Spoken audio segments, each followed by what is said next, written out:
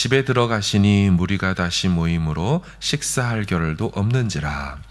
예수의 친족들이 듣고 그를 붙들려 나오니 이는 그가 미쳤다 하밀러라. 예루살렘에서 내려온 서기관들은 그가 바알세불이 집혔다 하며 또 귀신의 왕을 힘입어 귀신을 쫓아낸다 하니 예수께서 그들을 불러다가 비유로 말씀하시되 사탄이 어찌 사탄을 쫓아낼 수 있느냐.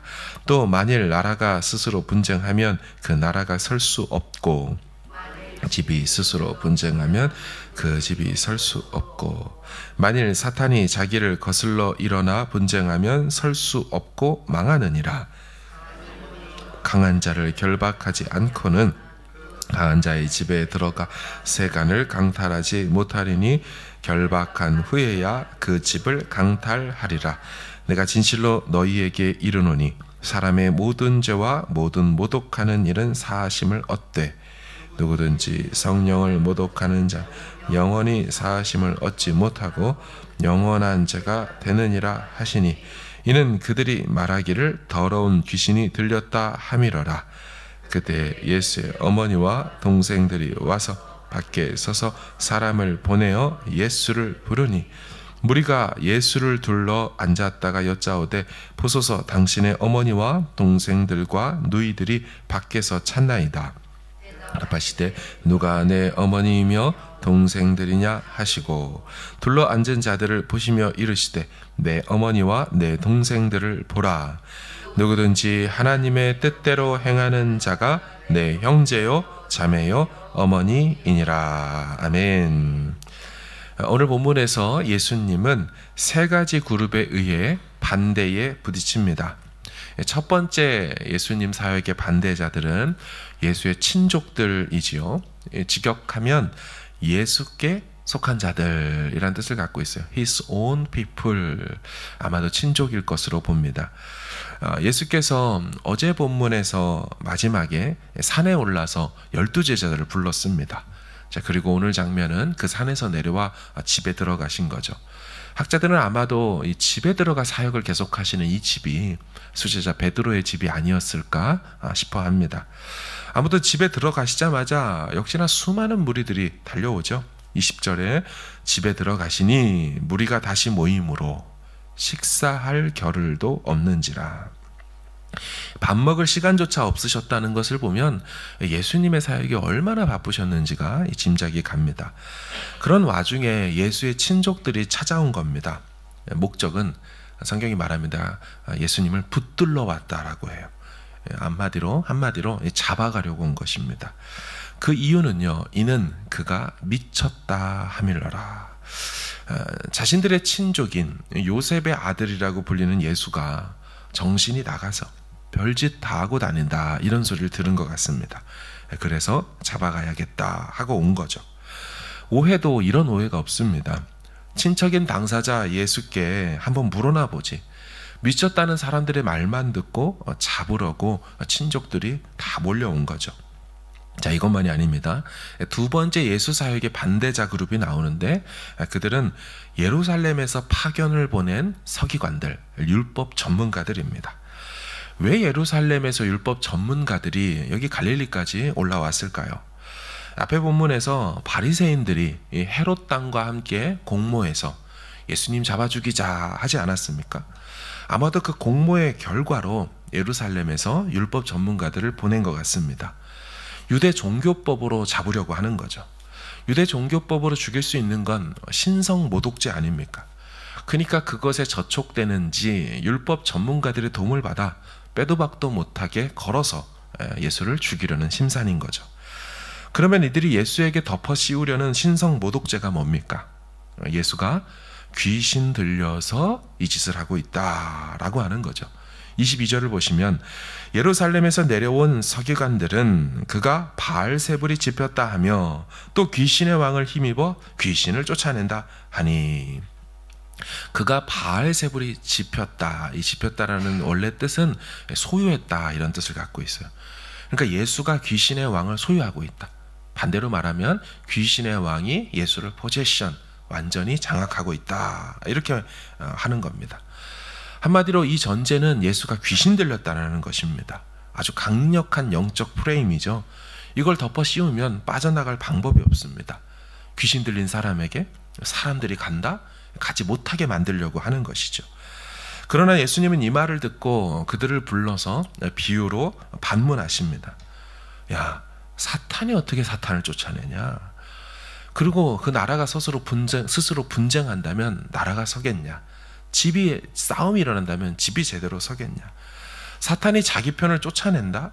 사탄이 자기 집과 자기 나라를 무너뜨린다? 이 말이 되겠느냐? 예수님은 논리적으로 말도 안 되는 주장을 하는 저들에게 이렇게 반문하신 것입니다. 그리고 당신 사역의 성격을 말씀하는 게 27절이죠. 사람이 먼저 강한 자를 결박하지 않고는 그 강한 자의 집에 들어가 세간을 강탈하지 못하리니 결박한 후에야 그 집을 강탈하리라.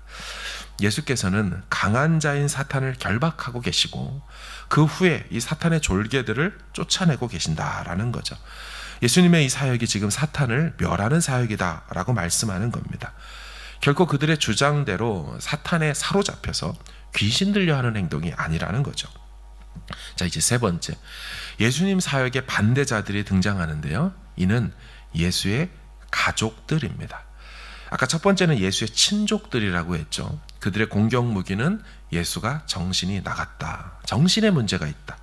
두 번째는 아까 예루살렘에 파견 나온 율법 전문가들, 예수가 귀신 들렸다, 영적인 문제가 있다.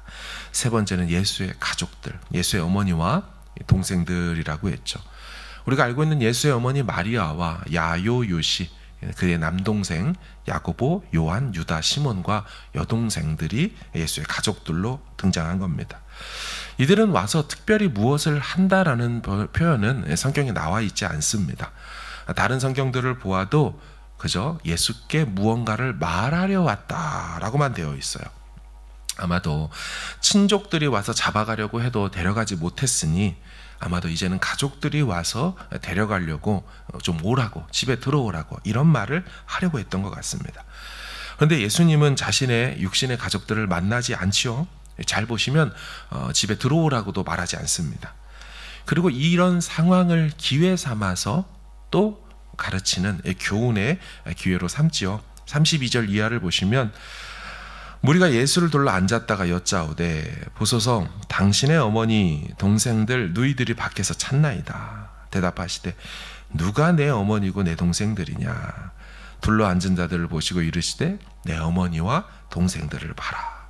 그래서 예수님은 새로운 당신의 가족들을 재정의해 주시죠. 누구든지 하나님의 뜻대로 행하는 자가 바로 내 형제요 자매요 어머니다. 무슨 말입니까? 예수님은 육신의 가족을 지금 뛰어넘으셨다라는 거죠. 당신의 나라와 하나님 나라의 가족 개념을 새로이 정의하셨습니다. 바로 하나님의 뜻대로 살아가고 하는 사람들이 바로 하나님 나라 백성이고 예수의 가족이 된다는 거죠. 근데 오해하지는 마십시오. 어떤 이단들처럼 이 말씀을 가지고 사역하려면 가족 버려야 한다. 예수 제대로 믿으려면 친척들도 버려야 하고 집을 나와야 한다. 이런 주장의 근거가 되는 이 말씀이 결코 아닙니다. 성경은 전체적으로 봐야 하는 거죠. 성경의 전체적인 맥락은 가족을 버려야 제자가 될 수 있다라고 말하지 않습니다. 예수님은 십자가에 달려 돌아가실 때 사도 요한에게 자기 어머니 마리아를 부탁하셨죠. 보라, 내 어머니다. 사도 바울도 가족과 친족을 돌보지 않는 사람은 불신자보다 더 악한 사람이라고 서신서에서 말했습니다. 십계명 제5계명은 여전히 그리스도 안에서 유효합니다. 내 부모를 공경해야 한다. 사도 바울도 서신서에서 이것을 누차 강조했습니다. 무엇이 그렇다면 핵심이겠습니까? 하나님의 뜻대로 행하는 자가 바로 예수님께 진짜 접붙임 바 된, 연합된 신랑과 신부된 예수님의 가족이 된다라는 것입니다. 여러분, 지금 예수님은 공생의 사역 기간이죠. 따라서 그 공생의 사역에 아버지께로 받은 그 사역에 매진해야 하는 것이고, 그것이 그 시기에 예수님을 향한 하나님의 뜻이었습니다. 30세 이전에는 공생의 시간이 아니었죠. 그렇기 때문에 그 시간은 예수는 당신의 가족에게 충실하셨습니다. 아버지 요셉의 아들로서 살았고, 어머니 마리아의 아들로 살았고, 동생들의 형이요 오빠로 살아오셨습니다. 그러나 이제 자신을 향한 하나님의 때가 되었죠. 요단강에서 세례를 받으며 공생의 사역이 시작되었죠. 이제 그래서 그 뜻대로 살아가는 겁니다. 이 같은 것은 우리에게도 마찬가지입니다. 하나님께서 이제는 섬기라고, 이제는 순종하라고, 이제는 주의 뜻대로 살라고 명하실 때가 옵니다. 그때는 주저없이 다른 핑계 대지 말고 순종해야 하는 것입니다. 언제까지 친척 타령하고 가족 이유되며 시간 없다고 챙겨야 할 것이 많다며 도망가시겠습니까? 때가 되었다면 이제는 행동해야 하는 것입니다. 예수님은 오늘 본문에서 두 번의 내면적 갈등을 겪으셨습니다. 바로 친척들과 가족들이었죠. 예수님도 완전한 사람이신데 왜 자신의 친척들과 가족들이 눈에 밟히지 않았겠습니까? 당연히 마음에 쓰이셨겠죠. 가서 설명하고도 싶고 오해도 풀고 싶었을 겁니다. 나 미치지 않았다고. 하지만 곁에 있는 제자들도 보셨죠.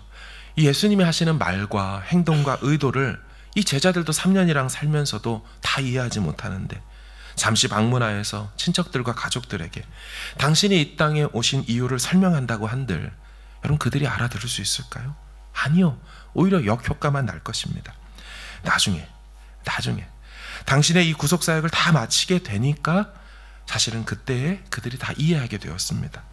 실제로 예수님의 부활과 승천하신 후에 지금 찾아왔다는 미쳤다고 예수 데리러 왔던 예수의 어머니 마리아가 어떻게 됩니까?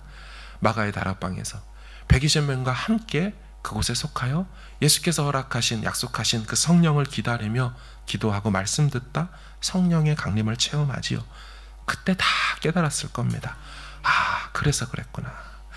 여기 지금 찾아왔던 동생들 중에 첫 번째, 복음서마다 야요유시, 야요시유, 조금씩 이름 순서가 바뀌긴 하지만 항상 변하지 않는 첫 번째 동생이 야고보.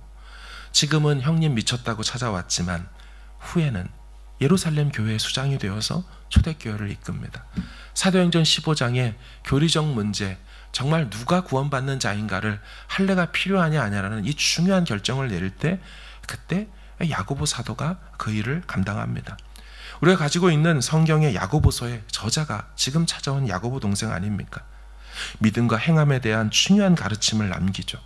신약의 잠언이라 불리는 중요한 영적 지혜와 말씀들을 야고보서로 남겼습니다. 여러분 무슨 말입니까? 우선순위가 있다라는 거예요. 지금은 내가 이것을 해야 할 것 같고 저것도 해야 할 것 같고 여기저기에 다 설명해야 할 것 같지만 여러분 그렇게 이것저것에 다 마음 뺏기고 시간 빼앗기다 보면 주께서 내 인생 가운데 하라고 명하신 중요한 사역들은 영영 못하게 될지도 모릅니다. 예수님에게 주어진 시간은 3년이셨어요. 그 기간 동안에 자신에게 맡겨진 복음 전하고 하나님 나라 전파하는 일에 오로지 전념하셨어요. 그리고 나머지는 인간적으로 마음이 쓰이지만 다 아버지께 맡기고 아버지께서 해결해 주실 것을 믿고 먼저 그의 나라와 의를 구하며 살아가셨다는 거죠. 영적으로 받는 오해들, 예수가 미쳤고 예수가 귀신 들렸대. 여러분 이거 다 찾아다니며 소명해야 할까요? 그럴 시간이 없으십니다. 주신 사명을 끝까지 묵묵히 감당하다 보면 오해는 풀릴 것이고 진실은 밝혀질 것입니다. 오늘도 우리에게는 수많은 시간적 방해들과 사건적 방해들과 감정적 사건들이 일어날 겁니다. 하나하나 다 일일이 대응하다 보면 언제 주의 일을 합니까? 언제 주의 나라 위하여 살아갈 수 있겠습니까? 바울이 말했죠. 세월을 아끼라 때가 악하니라. 악한 세대 가운데 우리 시간을 아껴야 된다는 거예요. 이 아끼라는 말은 redeem, 구원하다, 구속하다는 뜻, 영적 의미를 갖고 있어요. 버려지는 시간들을, 사라지고 있는 시간들을 구속해내고 구출해내서 의미 있는 영적인 시간으로 만들어 써야 한다라는 거죠. 주를 위해 살기도 바쁜 세상입니다. 주 뜻 행하며 살기도 바쁜 세상입니다. 사탄의 장난과 방해 공작에 우리 마음 빼앗기지 말고 우리에게 주신 영원한 가치와 목적을 향하여 오늘도 전념하고 몰두하며 살아가는 광명의 모든 식구들 되시기를 간절히 주님의 이름으로 축원합니다. 아멘.